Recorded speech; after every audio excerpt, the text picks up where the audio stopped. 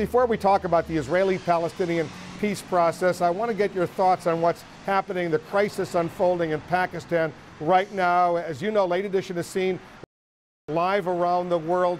What would you like to say to the president of Pakistan, Pervez Musharraf, right now? Well, I think it's obviously a tragedy for Pakistan. It's a fast-developing situation, this. But the sooner that we return to the pledges to restore democracy that were set out, the better. But it's a very, very, very difficult situation, this indeed. And it's a situation that, if it's not resolved in the right way, I think is extremely worrying for the whole of the world, not just for Pakistan. Now, obviously, this is not the issue I'm working on, and so I'll leave others to comment on it, but I think that's pretty obvious, really. Do you have anything special you'd like to say to President Musharraf and or to the people of Pakistan? No, just to say that I obviously support the statements that have been made by the British and American governments today, and I'm sure and I hope he will take account of those. Let's talk about your mission right now, which is as a representative of the so-called quartet in trying to revive the Israeli-Palestinian peace process. A lot of people look at this, they throw their hands up in the air and they say, this is really mission impossible. It's been tried for so many years unsuccessfully. What makes you think, Prime Minister, that there's a chance now to get serious Israeli-Palestinian peace talks off the ground? There's no other option. I mean, if we are to bring about peace in the wider Middle East, if actually the struggle that is going on, fundamental struggle that's going on with Islam, within Islam at the moment, between moderates and extremists, is to be resolved in favor of those voices of moderation, then it's important not just for Israelis and Palestinians who suffer from this conflict, but important for all of us that we resolve it.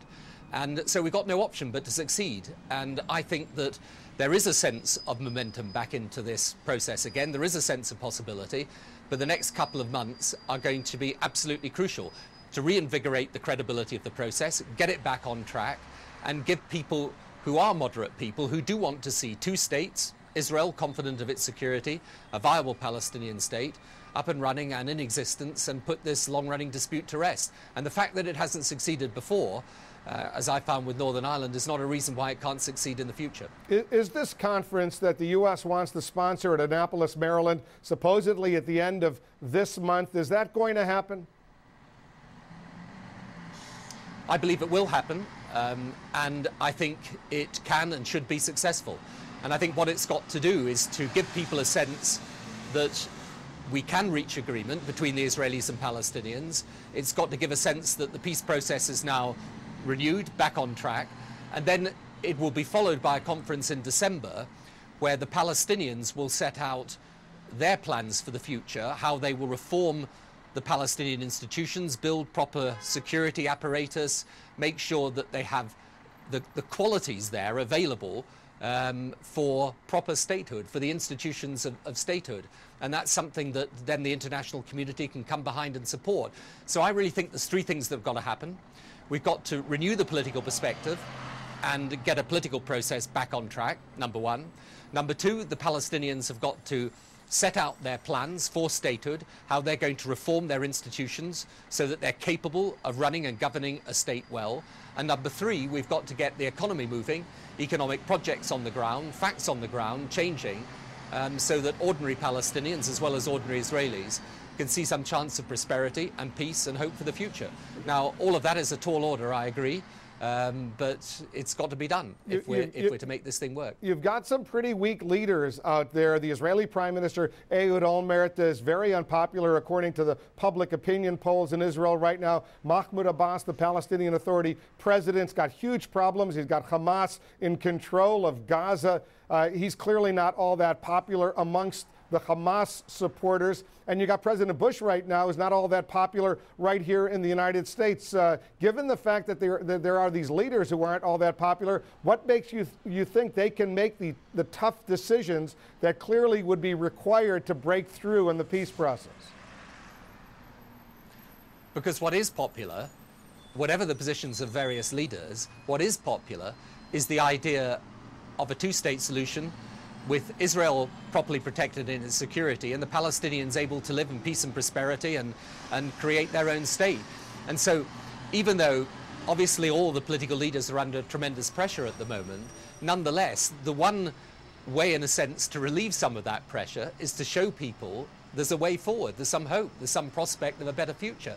And, you know, I keep saying to people when they say to me, this is so difficult, I say to them, what's the alternative? The alternative is to continue with the situation where not just Israelis and Palestinians are worried about their future, but the whole of this region has this issue and the uncertainty that comes with it hanging over the region, and where the extremists who are trying to exploit this issue, exploiting the situation in Iraq, in Lebanon, elsewhere in the Middle East, where those extremists gain even more traction on the political process. And so for all sorts of reasons, strategic, tactical, immediate, long-term, we've got to just make this work. And however difficult it is for the leaders, in a way, this is the toughest option at one level for them, but also the surest way to show people the leadership they want to have shown. Is there a role for Hamas, for the Palestinian group in Gaza? They still have some support, obviously, in the West Bank as well. Is there a role they should be playing in this peace process? Well, here's the situation as I see it. In the end, what is important is to get this process moving again with all of those people who say they believe in two states. I mean, you can't say I believe in two states, Israel and Palestine, but then say, but incidentally, I don't think one of those states, Israel, should exist. So the process is open to all of those people who are prepared to say, okay, we're going to pursue this by peaceful means and on the basis of two states. Now, I think if we get that process moving again, then it will be important to be able to say to people in the Gaza who are suffering, ordinary people, look, there is a way that you can be reconciled with the West Bank on the Palestinian side, and we can move forward together. But I think we're not at that stage yet. So it has to be handled with an immense amount of care. It's a very delicate, difficult situation. But let's be very clear, no one disputes that Hamas won that election.